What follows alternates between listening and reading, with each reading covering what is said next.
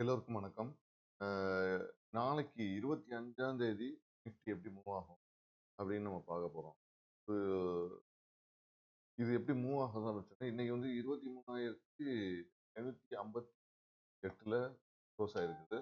So இதுலேருந்து பார்த்தீங்கன்னா ஒரு 119 பாயிண்ட் மேல ஏறுது. 23,697 பாயிண்ட் டச் பண்ணோம். அது ஒரு ரெசிஸ்டன்ஸ். இல்ல இறங்குனா 23,419 இத வந்து சப்போர்ட் எடுக்குது. நமக்கு வந்து 23,687 டு 23,419.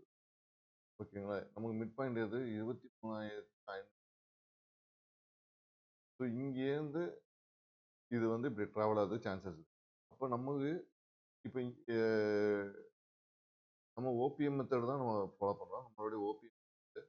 ஸோ ஓபிஎம் மெத்தட் படி நாளைக்கு ஒரு தாட் தான் நம்ம எடுத்துக்கணும். சைக்காலஜிக்கலா ஒரு thought. One side one thought அப்படிங்கிற மாதிரி நம்ம வச்சு. ஸோ இதுக்கு வந்து ஒன் சைடு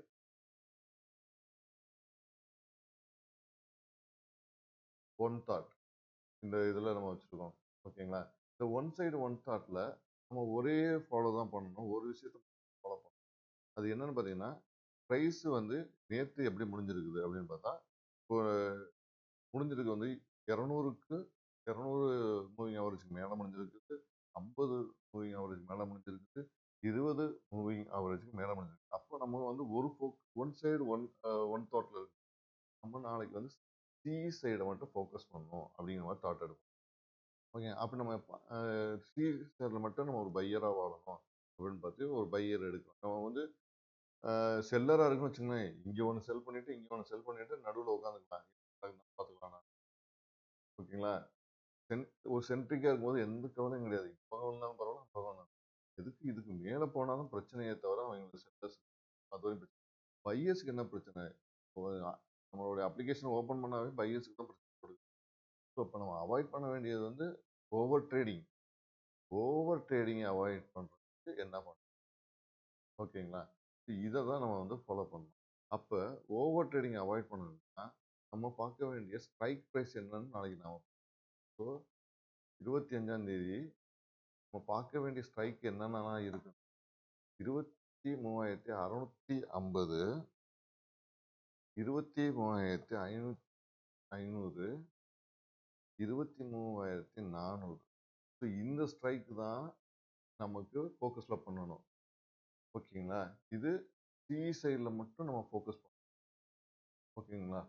ஸோ இப்போ சி சைடில் மட்டும் நம்ம இந்த ஃபோக்கஸ் சி பை பண்ணலாம் அப்படின்னு முடிவு எடுக்கும்போது ஃபோக்கஸ் எப்படி இருக்குது? இப்போ இதோட மொமெண்டம் எப்படி நடக்க போகுதுன்னு பாருங்க. ஓகேங்களா? ஸோ அப்போ மொமெண்டம் எப்படி நடக்க போகுது அப்படின்னு நீங்க வந்து பார்க்க வேண்டிய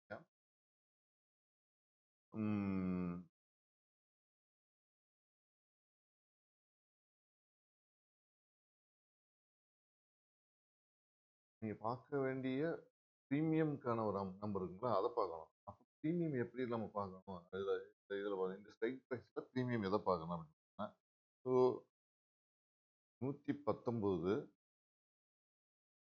60, 108. ஸோ 60, 108, 119 இதெல்லாம் நம்ம வந்து இந்த ஸ்ட்ரைக்ஸ்ல என்ன நடக்குதுன்னு பார்க்கணும். ஓகேங்களா? இப்போ இப்படி நடக்கும்போது இதோட டார்கெட் எது வரையும் போகலாம் அப்படின்னா 119 டார்கெட்டா போகிறதுக்கு சான்ஸ் இருக்கு. 30 போகிறதுக்கு டார்கெட் சான்சஸ் இருக்குது. 238 டார்கெட் சான்சஸ். ஸோ இதுதான் நமக்கான பேசிக்காக. ஸோ நம்ம போகிறது எது? C side. ஸோ நாளைக்கு நம்ம சி சைடில் போகும்போது இந்த ப்ரீமியம் எப்படி ஆகுது? ஏன்னா நமக்கு வந்து டெக்னிக்கலாக இப்போ இண்டிகேட்டர் பேஸ்டாக நம்ம பண்ணணும். இண்டிகேட்டர் யூஸ் பண்ண அவசியம் இல்லை. நம்ம ஓபிஎம் மெத்தடுக்கு வந்து தேவையில்லை. ஸோ நோ இண்டிகேட்டர் தான் ஓபிஎம் மெத்தடோடைய அடிப்படை தத்துவமே. ஆனால் எல்லாத்தையும் நம்ம வந்து யோசிக்கக்கூடாது அப்படின்னா பட் இதெல்லாம் பேசிக் இண்டிகேட்டர்.